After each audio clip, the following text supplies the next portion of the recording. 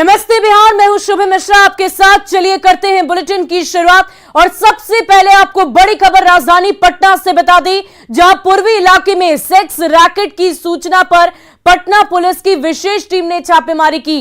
रामकृष्ण नगर थाना क्षेत्र में सेक्स रैकेट में शामिल युवतियों और संचालकों के पकड़े जाने के बाद पटना के आधा दर्जन से अधिक ठिकानों पर छापेमारी की गई है और पकड़ी गई युवतियों को मुक्त कराने के बाद पूछताछ में 3 संचालकों का नाम भी सामने आया है। देर रात तक पटना पुलिस की विशेष टीम बेउर, पत्रकार नगर, कंकड़बाग सहित कई दूसरे थाना क्षेत्रों में भी छापेमारी की और इस दौरान कुल मिलाकर 9 लोगों को हिरासत में लिया गया।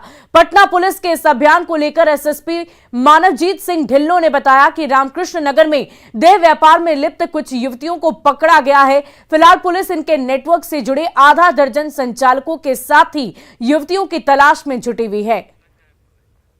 और इस पूरी खबर की अधिक जानकारी के लिए हमारे संवाददाता संजय कुमार हमारे साथ फोन लाइन पर जुड़ चुके हैं। संजय, क्या कुछ जानकारी मिल पा रही है इस पूरी खबर को लेकर?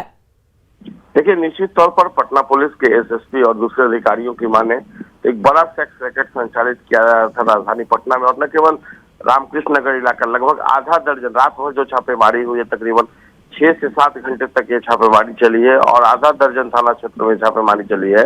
कई मकान में रेड पड़े हैं और जिन लड़कियों को मुक्त कराया गया है उनसे जो पूछताछ कर बात कर सामने आई है, उससे ये पता चला है कि तकरीबन 6 से 8 जो संचालक है वो राजधानी पटना में किस तरीके से सेक्स रैकेट को संचालित करे थे। दूसरे राज्यों से लड़कियों को मंगाया गया था और बहुत गोपनीय तरीके से ये चल रहा था। व्हाट्सएप जो है, वहां पर जो कस्टमर होते थे उनको व्हाट्सएप पर लड़कियों की तस्वीरें भेजी जाती थी और व्हाट्सएप से ही सारा कुछ संचालित हो रहा था। कई मोबाइल फोन जो जब्त किए गए हैं उनको पुलिस खंगालने में लगी और निश्चित तौर पर आज पटना पुलिस इस पूरे मामले का आधिकारिक तौर पर खुलासा करेगी कि ये किस तरह का रैकेट संचालित हो रहा था और कौन कौन से लोग इसमें शामिल थे। जी, बहुत बहुत शुक्रिया संजय, हमारे साथ जुड़ने के लिए, तमाम जानकारी के लिए। तो राजधानी पटना से ये बड़ी खबर आपको बता रहे थे, जहां सेक्स रैकेट का भंडाफोड़ पुलिस की तरफ से किया गया है और आगे की जांच की जा रही है।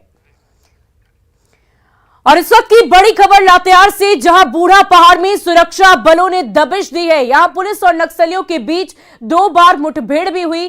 सुरक्षा बलों ने नक्सलियों के कई बंकर को ध्वस्त कर दिया। वहीं सर्च ऑपरेशन के दौरान 100 से ज्यादा बम बरामद किए गए हैं। बरामद बमों में 50 IED, 30 pressure IED, 5 series IED और करीब 15 केन बम बरामद हुए। पुलिस को नक्सलियों के बंकर से महीनों का राशन और दैनिक जरूरत के कई सामान भी मिले।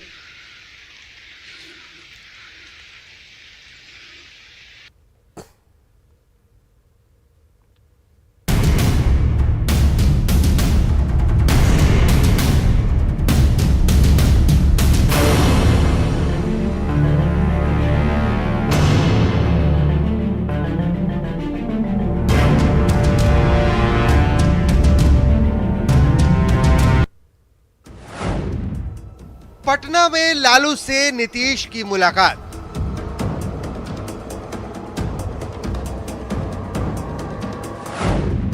नीतीश ने पकड़ा लालू का हाथ।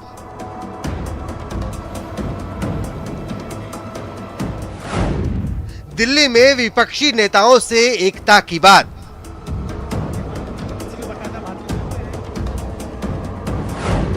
क्या नीतीश को मिलेगा राहुल का साथ?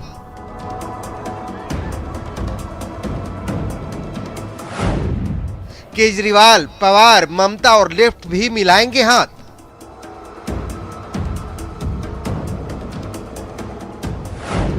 मिशन दिल्ली पर नीतीश कुमार। न्यूज 18 बिहार झारखंड पर महा कवरेज लगातार। और नीतीश कुमार अपने मिशन दिल्ली को सफल बनाने के लिए दिल्ली पहुंच गए हैं। नीतीश कुमार ने दिल्ली में कांग्रेस के पूर्व अध्यक्ष यानी कि राहुल गांधी और कर्नाटक के पूर्व सीएम एचडी कुमारस्वामी से मुलाकात की। हम लोगों का हमारा कोई दावा नहीं, हमारी इच्छा यही है कि सब एक क्या बीजेपी के लिए अपना तो बातचीत करना नहीं, लेकिन एकजुट होकर आपका नाम प्रस्ताव में अगर आगे आया तो आप कैसे लेंगे के बारे में तो आप आगे कर लो। बिहार के मुख्यमंत्री नीतीश कुमार मिशन 2024 पर निकल चुके हैं। सोमवार को दिल्ली पहुंचे नीतीश कुमार 3 दिनों तक दिल्ली में रहेंगे। इस दौरान वो विपक्ष के कई नेताओं से मुलाकात करेंगे। अब कौन सा काम कोई विकास का काम हो रहा हो या कुछ भी हो रहा हो तो खाली लेकिन सब लोग पूछते हैं कि चेहरा धीरे धीरे कितने रीजनल पार्टीज को किस तरह से सब तरह से लोगों को कमजोर करने की कोशिश। दिल्ली रवानगी से पहले नीतीश कुमार ने लालू यादव से मुलाकात की, जबकि दिल्ली आने के बाद सबसे पहले नीतीश कुमार ने राहुल गांधी से मुलाकात की। दोनों नेताओं के बीच करीब 50 मिनट तक मुलाकात हुई। बिहार में कांग्रेस समर्थित महागठबंधन की सरकार बनने के बाद नीतीश कुमार राहुल गांधी की ये पहली मुलाकात थी। राहुल गांधी से मुलाकात के बाद नीतीश कुमार ने कर्नाटक के पूर्व सीएम कुमारस्वामी से मुलाकात की। दिल्ली में नीतीश कुमार ने कहा कि वो पीएम का चेहरा नहीं है, उनका मकसद सिर्फ विपक्ष को एकजुट करना है और जब सब मिलेंगे तो रिजल्ट अच्छा आएगा। एकजुट होंगे तो आपस में विमर्श करके जो भी चुनना करें। आपको प्रधानमंत्री उम्मीदवार की बात चल रही है सर, राहुल जी को आपकी क्या सलाह है सर? वैसे ही बोलते रहता है। बिहार में सत्ता परिवर्तन के बाद नीतीश कुमार लगातार विपक्ष को एकजुट करने की बात कह रहे हैं। सवाल है कि क्या अलग अलग सोच रखने वाले विपक्षी नेताओं को एकजुट करना संभव है? न्यूज 18 के लिए दिल्ली से अमितेश सिंह और शंकर आनंद के साथ ब्यूरो रिपोर्ट। और सीएम नीतीश ने सोमवार को पटना में लालू यादव और दिल्ली में राहुल गांधी और कुमारस्वामी से मुलाकात की, तो वहीं आज भी नीतीश पूरे दिन विपक्ष को एकजुट करने के लिए 6 अलग अलग बड़े बड़े नेताओं से मुलाकात करेंगे। आज नीतीश सबसे पहले सुबह 11:30 बजे सीपीएम ऑफिस में सीपीएम के महासचिव यानी कि सीताराम येचुरी से मुलाकात करेंगे और उसके बाद 12:15 बजे सीपीआई के ऑफिस जाकर सीपीआई के महासचिव डी राजा से भी मुलाकात करेंगे। दोपहर 1:30 बजे की बात कर लें तो दिल्ली के सीएम और आम आदमी पार्टी के नेता अरविंद केजरीवाल के आवास पर उनसे उनकी मुलाकात होगी और शाम 4 बजे नीतीश हरियाणा की पार्टी इंडियन नेशनल लोकदल के अध्यक्ष यानी कि ओम प्रकाश चौटाला से उनके आवास पर मिलेंगे। नीतीश एनसीपी अध्यक्ष शरद पवार और समाजवादी पार्टी के अध्यक्ष अखिलेश यादव से भी मुलाकात कर सकते हैं, लेकिन पवार और अखिलेश से मुलाकात का समय अब तक तय नहीं किया गया है। और बिहार बीजेपी अध्यक्ष डॉक्टर संजय जायसवाल ने नीतीश कुमार पर तंज कसते हुए कहा कि वो सीएम की जिम्मेदारी ठीक से निभा लेते तो बिहार का भला हो जाता। संजय जायसवाल ने यह भी कहा है कि नीतीश कुमार को उम्मीद है कि जैसे ही वो 8 बार बिहार के मुख्यमंत्री बने वैसे ही विपक्ष के नेता उन्हें प्रधानमंत्री बना देंगे।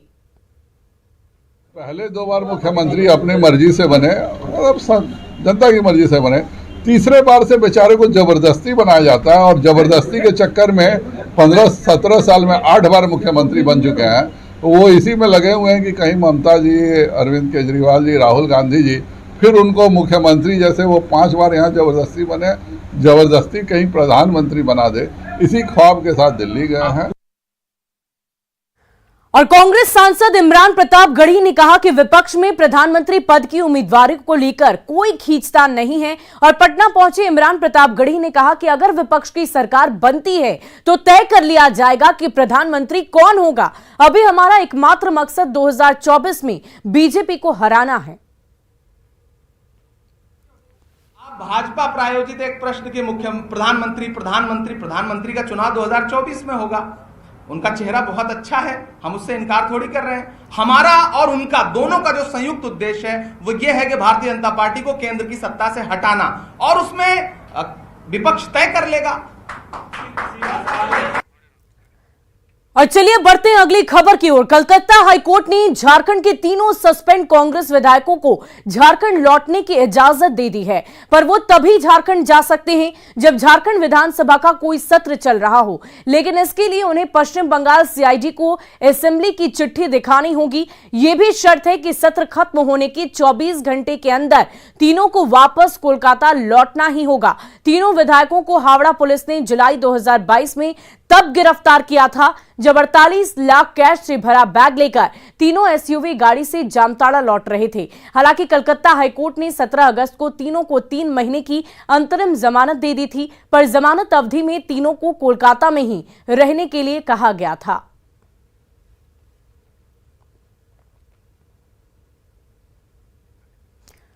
और बेतिया की मच्छरगांवा के रहने वाले ताराचंद शाह ने बीजेपी विधायक विनय बिहारी पर उत्पीड़न का आरोप लगाया है। ताराचंद ने सोशल मीडिया पर वीडियो डालकर यह आरोप लगाया कि विनय बिहारी उसे घर नहीं बनवाने देते और अधिकारियों के जरिए प्रताड़ित किया करते हैं। ताराचंद ने परिवार सहित घर छोड़ दिया है।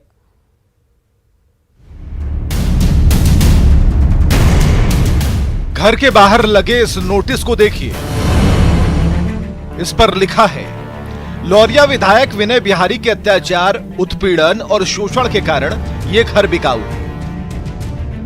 तस्वीरें बेतिया के योगापट्टी थाना क्षेत्र के मच्छरगांवा की है। लौरिया से बीजेपी विधायक विनय बिहारी इसी गांव के हैं। विनय बिहारी पर यह गंभीर आरोप उनके ही पड़ोसी ताराचंद शाह ने लगाया है। ताराचंद ने सोशल मीडिया पर एक वीडियो भी जारी किया है। आज 15 साल से विधायक विनय बिहारी जी, जो कि लौरिया के भाजपा के विधायक हैं, वो हमें घर का काम नहीं करने देते हैं, घर नहीं बनवाने देते हैं। जो कि हमारा लड़का शादीशुदा करने योग्य हो गया है, हम घर बनवाना चाहते हैं, हमको थाना पर अंचल में बुला करके हमको प्रताड़ित किया जाता है। ताराचंद शाह ने घर के आगे नोटिस चिपकाकर और वीडियो के जरिए विधायक विनय बिहारी पर जमीन कब्जाने का आरोप लगाया और फिर परिवार समेत घर छोड़कर कहीं चले गए। ताराचंद का आरोप है कि विनय बिहारी ही नहीं बल्कि उनकी शह पर प्रशासनिक अधिकारी भी परेशान करते हैं। आवेदन हम दिल्ली में दिल बनी, जहाँ अटल बिहारी वाजपेयी जी के सरकार रहे, लाल कृष्ण आडवाणी जी गृह मंत्री रहनी, लालू यादव मुख्यमंत्री रहनी, डीएम की हम सब दरखास्त देनी, आज तक हमारा कोनो अस्थायी निदान ना मिल पाओ। यही से हम घर छोड़ के हम जाते। बताया जा रहा है कि जमीन का यह विवाद बहुत पुराना है। दावा यह भी किया जा रहा है कि इस मामले में जमीन पैमाइश के लिए 2 बार नोटिस जारी किया गया, लेकिन ताराचंद शाह अपने कागजात दिखाने नहीं आए। न्यूज़ 18 ने विनय बिहारी का पक्ष जानने की कोशिश की, लेकिन उनसे संपर्क नहीं हो पाया। न्यूज़ 18 के लिए बेतिया से प्रफुल्ल की रिपोर्ट। और जन अधिकार पार्टी के संयोजक पप्पू यादव ने एक बार फिर से गलत बयानबाजी की है। पप्पू यादव ने मधेपुरा के डीएसपी से जुड़े सवाल के जवाब में यह कह दिया कि नेता, अभिनेता, अधिकारी और पत्रकार सभी के सभी रंगरलियां मनाते हैं।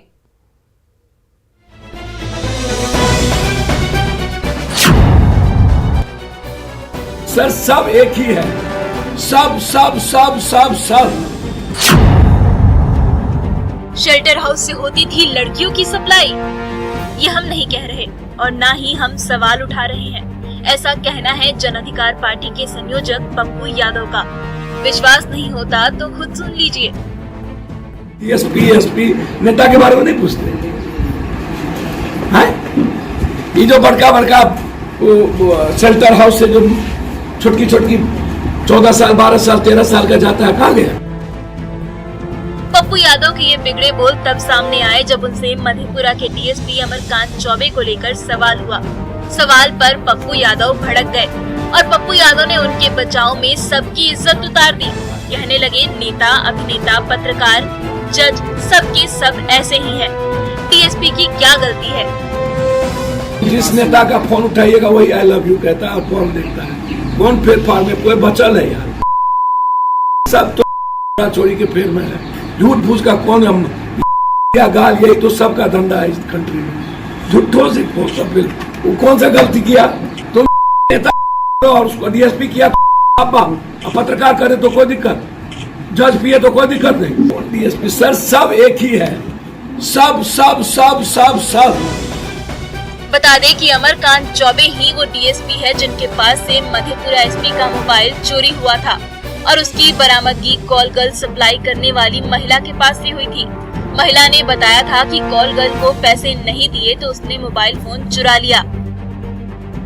हालांकि बाद में न्यूज़ 18 से बातचीत करते हुए पप्पू यादव ने कहा कि वो अमरकांत चौबे का बचाव नहीं करते, उन्हें जो सजा देना हो दिया जाए।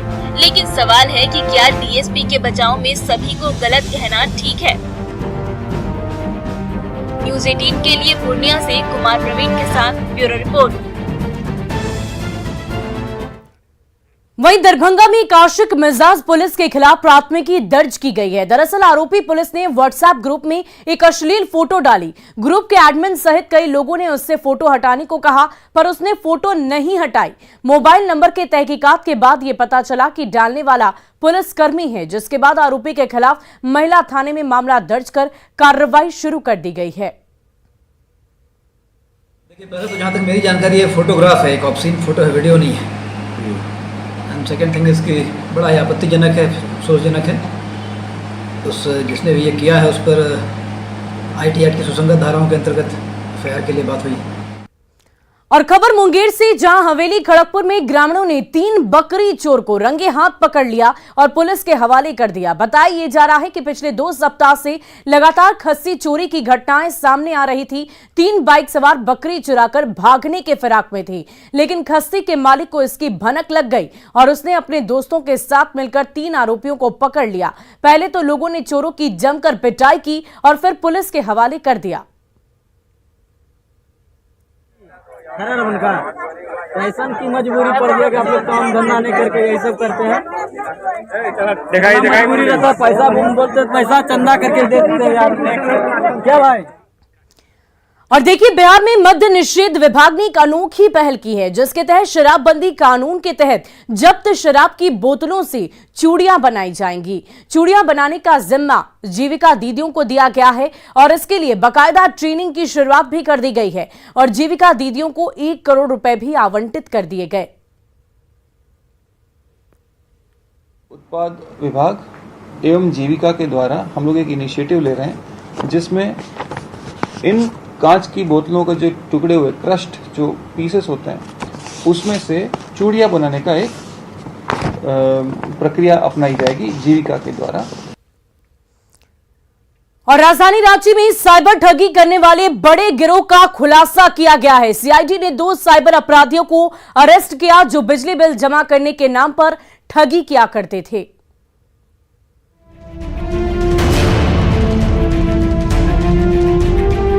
टीवी स्क्रीन पर दिख रहे इन 2 किरदारों के पीछे की कहानी जानकर आप दंग रह जाएंगे। ये दोनों चेहरे देखने में जितने मासूम हैं, इनके कारनामे उतने ही ज्यादा खतरनाक हैं। ये दोनों अपराधी हैं, जिन्हें रांची में CID की टीम ने गिरफ्तार किया है। बिजली बिल जमा करने के नाम पर साइबर ठगी करने वाले इन बदमाशों ने पिछले कुछ महीनों से रांची पुलिस की नींद उड़ा दी थी। ये लोग बिल जमा करने की बात कहकर मासूम लोगों को अपने झांसे में लेते थे और फिर उनके बैंक खाते से पैसे गायब कर देते थे। 27 जून को हमारे पास एक कंप्लेंट आई है कि जिसमें बिजली विभाग के माध्यम से एक मैसेज गया है। बिजली विभाग के नाम पे एक मैसेज गया है, जिस मैसेज में लिखा हुआ है कि आपके इतना बिजली बिल पेंडिंग है और उसको आपको आज नहीं करेंगे तो आपको बिजली बिल कट जाएगी। आपने सुना कि किस तरह से ये शातिर बदमाश एक साजिश के तहत भोले भाले लोगों को अपना शिकार बनाते थे। हैरानी की बात है कि इस पूरे खेल के पीछे का जो मास्टरमाइंड है, वो पेट्रोल पंप का एक संचालक है, जिसकी मदद से साइबर अपराधी काले कारनामों से जुटाए काले पैसों को पेट्रोल के जरिए व्हाइट में बदलते थे। इस कांड को जैसे अनुसंधान करते गए हैं, तो उसमें वो मनी ट्रेल अल्टीमेटली एक स्मार्ट फ्लीट पेट्रो कार्ड पे पार्क हुआ था, जो फ्यूल खरीदने के लिए जो कार्ड्स खरीदते हैं वो वैसे कार्ड था जो फर्जी पाया गया था। और उस कार्ड से देवघर सारठ में स्थित जो है एक पेट्रोल पंप है, चंद्रवंशी पेट्रोल पंप, उसके माध्यम से जो है वो सारा पैसा को ये लोग पेट्रोल के रूप में कन्वर्ट। CID के SP S कार्तिक ने बताया कि टीम ने सारठ स्थित चंद्रवंशी पेट्रोल पंप के मैनेजर को भी हिरासत में लिया है। SP ने बताया कि जांच में पेट्रोल पंप के मालिक के पास अब तक करीब 82 मामलों के मनी ट्रेल के लिंक मिले हैं और अनुमान है कि करीब 62 लाख रुपए इस पेट्रोल पंप के जरिए साइबर अपराध के खपाए गए हैं। रांची से न्यूज़ 18 के लिए ओम प्रकाश की रिपोर्ट। और फिलहाल के लिए इस बुलेटिन में अभी के लिए बस इतना ही, लेकिन न्यूज़ 18 बिहार झारखंड पर खबरों का सिलसिला लगातार जारी है।